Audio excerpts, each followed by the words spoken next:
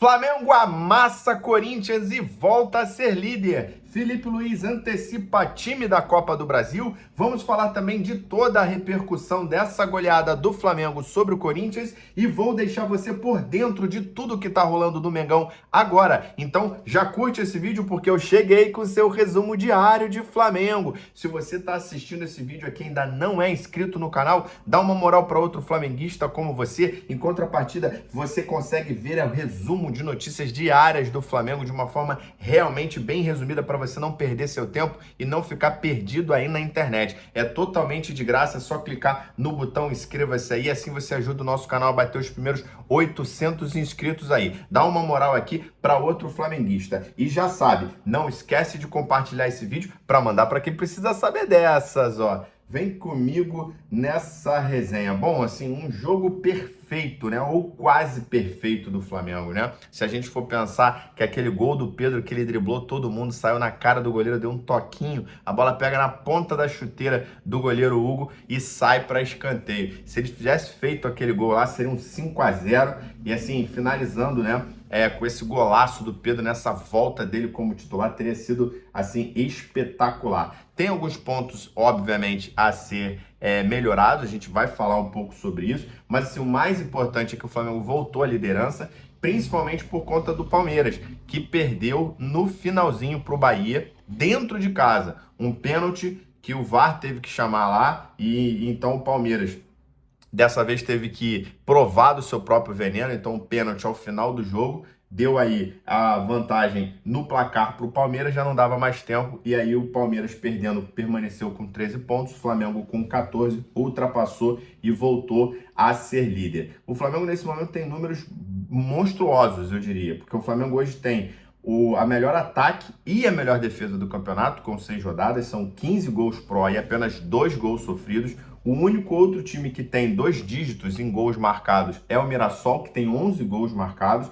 Ao lado do São Paulo, o Flamengo é o único time que ainda não perdeu no campeonato, 0 derrotas e tem uma média superior à média de campeão. A gente já falou aqui algumas vezes, nos últimos anos aí, todos os campeões brasileiros, eles precisam ter uma média de 2 pontos por rodada. Nesse momento a gente tem 6 rodadas, né? 6 jogos já foram disputados. O Flamengo tem 14 jogos, 14 pontos, né? Isso é muito importante, ou seja, fazer essa gordura, principalmente antes do Mundial, porque a gente sabe que quando chega na reta final do campeonato, as coisas mudam um pouco, o cansaço bate, então muito importante. Fora isso, um número interessantíssimo, o Flamengo está a 5 jogos sem levar gol. O Flamengo jogou contra o Grêmio, né? Depois da derrota contra o Central Córdoba, pegou o Grêmio 2-0, pegou o Juventude 6-0, aí teve 2 empates em 0-0 com o LDU e Vasco, e agora mais uma goleada aí, agora dessa vez em cima do Corinthians, com o Maracanã lotado, com direito ao Dorival Júnior coçando a cabeça lá, né? Pensando o que eu vim fazer aqui, um Corinthians perdido, Flamengo fazendo festa, torcida, o Maracanã lotado, as 67 mil pessoas, então assim, uma noite para o flamenguista não esquecer. E aí fica aquela reflexão, né? Como as coisas mudam rapidamente no Flamengo. Há poucos dias a gente estava reclamando aqui da falta de gols, 2 jogos sem fazer gol, de repente faz um 4-0 sonoro e ficou barato pro Corinthians, né? Porque assim, sem exagero, a gente pode pensar aí que tem aí bola na trave, né? Pelo menos umas 2 bolas na trave, uma do Pedro no primeiro tempo de cabeça, a outra do Arrascaeta. Teve esse gol do Pedro que era para ser um golaço. Então, assim, no mínimo, aí uns 6-0, se não fosse 7, assim, sem exagerar. Um volume de jogo excelente do Flamengo.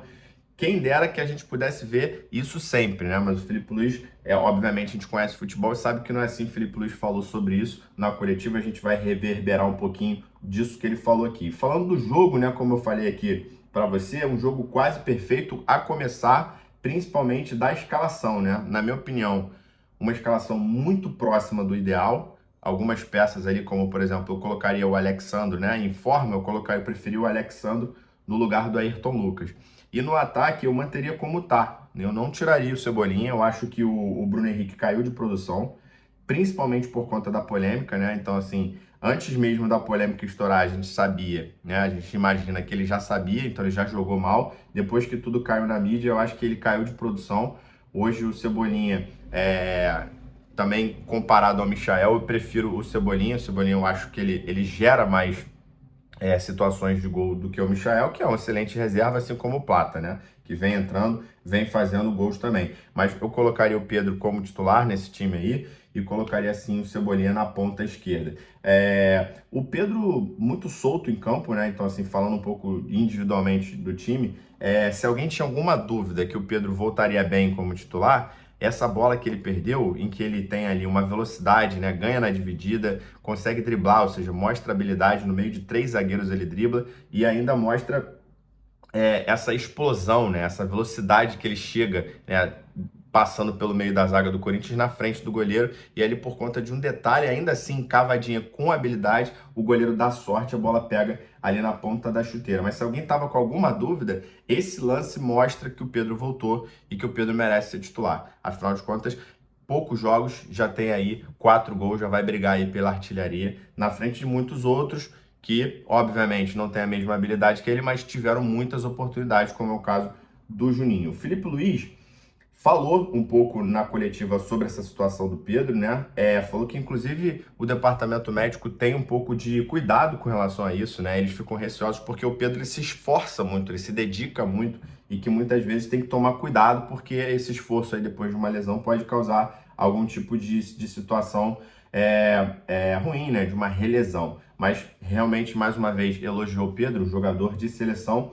Um outro jogador que arrebentou mais uma vez foi o Arrascaeta, é o artilheiro do campeonato com 5 gols, mostra que vai ser um ano que ele vai arrebentar mais uma vez, e a gente tem que lembrar que o Arrascaeta ele vem de uma lesão séria, vem de uma operação, no final do ano, depois da Copa do Brasil, ele é operado, já entra de férias, né, para fazer essa operação, no início desse ano não jogou, não fez uma pré-temporada como os outros jogadores, foi poupado no Campeonato Carioca, e é aí que a gente vê a importância desse tempo e dessa cirurgia que foi pontual, né? Aí tem uma questão acertada nesse tempo de recuperação e nessa cirurgia, porque o Arrascaeta voltou zerado, né? Voltou mostrando que vai ser o protagonista esse ano e que vai ser um grande ano para ele individualmente, né? Outros jogadores que se destacaram, na minha opinião, foi o Pulgar e o De La Cruz.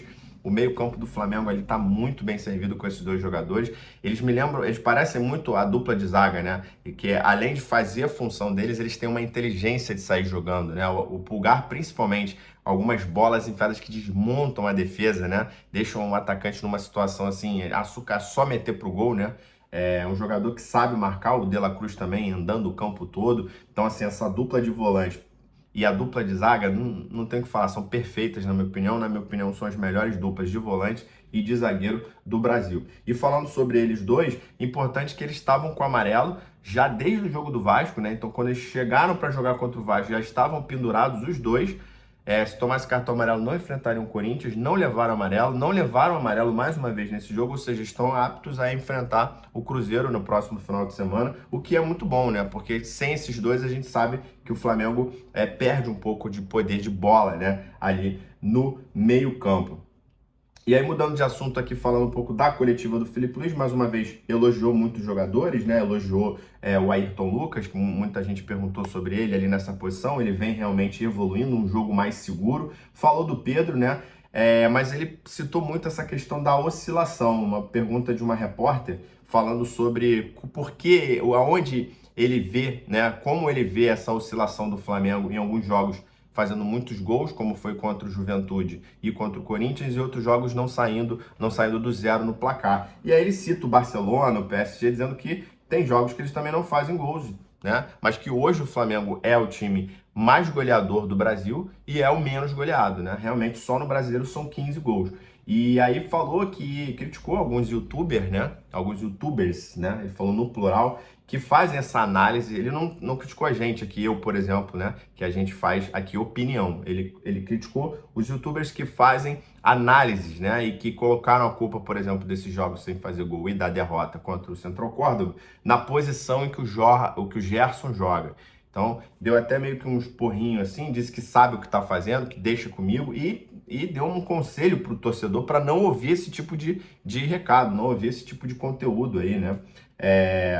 Vai dar muita crítica, vai dar muito o que falar, mas foi a opinião do Filipe Luís. E aí, quando ele foi perguntado sobre a Copa do Brasil, ele anunciou que o goleiro vai ser o Matheus Cunha, ou seja, ele vai poupar o Rossi, falou que tem algumas peças que ele também está pensando em poupar por conta do controle de minutagem, vai usar esse jogo para descansar alguns jogadores, e quando foi perguntado aí, comparado ao Renato Gaúcho, né, que não viajou com o time do Fluminense, com o time alternativo na Sul-Americana, ele falou que ele vai sim, vai acompanhar esse time, mas que de fato deve poupar alguns jogadores, principalmente o Matheus Cunha, que já está confirmado. Então, teremos um time alternativo na quinta-feira contra o Botafogo. E para finalizar o nosso vídeo falando aqui de Jorginho, a notícia de que a irmã dele está vindo agora no início de maio para o Rio de Janeiro para preparar a sua chegada, ou seja, já está palavrado com o Flamengo, está faltando só um acordo dele ali de antecipar a saída com o Arsenal, precisa desse acordo para ele chegar mais cedo aí. É uma novela que ela é explicada por conta de tudo que envolve o Jorginho, principalmente dele nunca ter jogado aqui no Brasil. A cada dia um capítulo novo a gente traz aqui para te atualizar. As notícias do Flamengo de hoje são essas. Curte, comenta, compartilha o que você achou. E se você ainda não é inscrito no canal, segue a gente